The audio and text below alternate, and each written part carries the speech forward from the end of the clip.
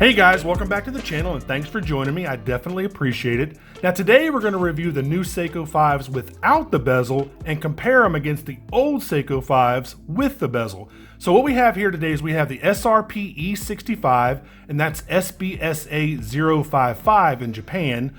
And we also have the SRPD59, which is the SBSA009 in Japan, and that's the one with the orange dial, the older version. That is this watch right here. Love that orange dial, by the way.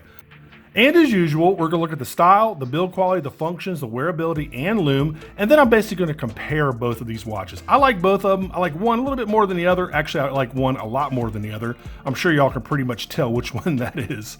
Anyway, also make sure you check out my Amazon shopping channel if you like this or any of the other watches I've reviewed on my channel. I do get a small commission if you buy from my Amazon store, so I definitely appreciate it. Guys, nothing, real big with the packaging. This is the new Seiko 5 packaging. Pretty simple.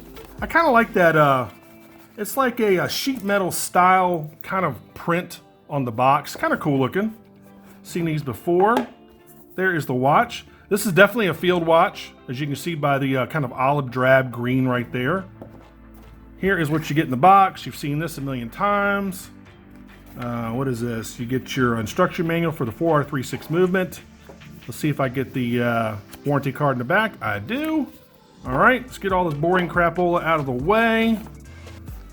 And there are quite a few changes with this new Seiko 5 versus the older model.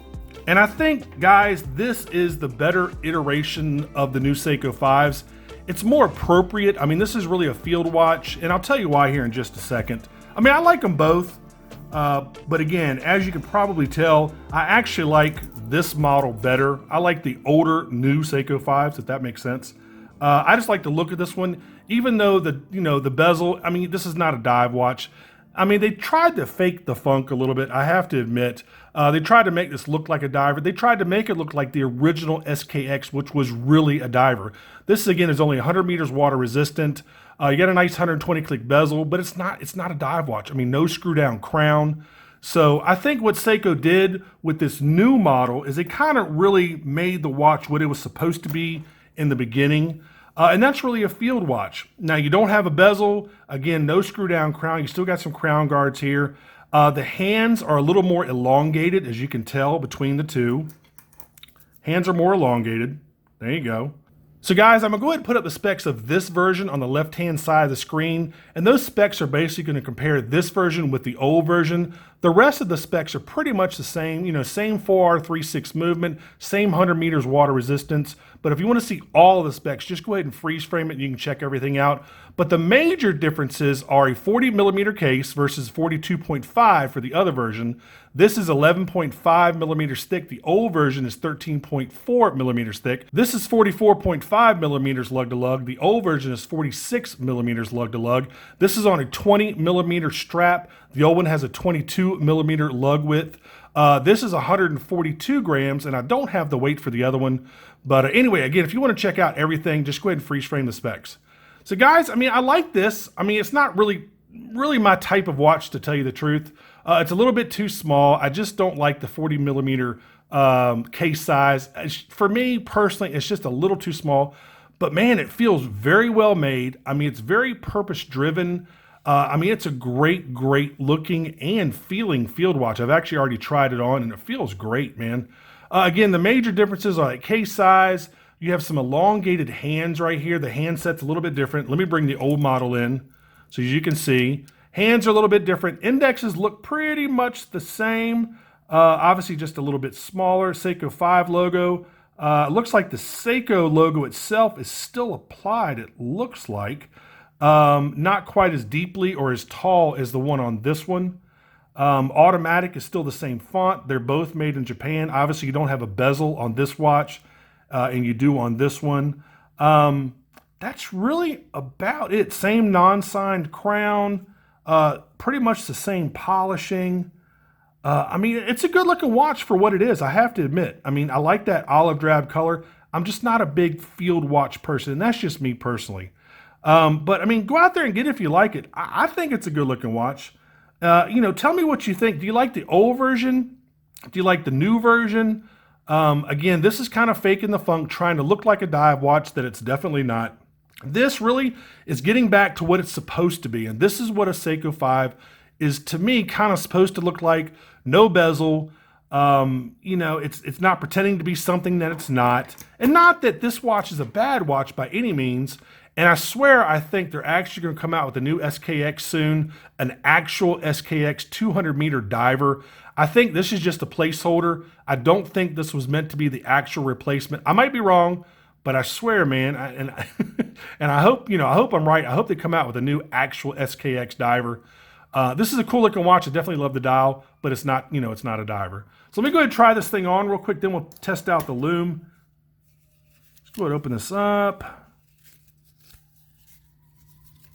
And I'll show you the case back while I've got it here. Let me show you the case back real quick.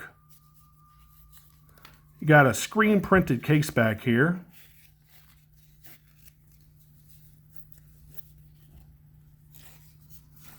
There's your 4R36. Got some screen printing on there. Again, made in Japan. I mean, it's a see-through case back, screw down, kind of what you would expect. This is not sapphire, obviously. This is a Hardlex as well as the top crystal. So there you go. There's the case back. Let's go ahead and put everything back together. Let's go ahead and try this thing on. Again, just not a field watch guy, man. I just like the toughness of dive watches. I like the fact that if I need it to be super water resistant for whatever silly reason, or if I want it to be a little bit tougher like a G-Shock, I like that you have that there and you just maybe not need it, but at least you have it if you do need it. Let me put this thing on here. Feels good. Again, just too small for me, man. Just too small for me. But good looking watch. I might like a different color, tell you the truth. I might like a different color of this. And I'm also not a big NATO strap fan at all. I don't like NATO straps. I never have. All right, let's go ahead and test out the Lume. You know what's going to happen with the Lume. It's got Lume Bright. In fact, I'll go ahead and show you both of them here while I've got them.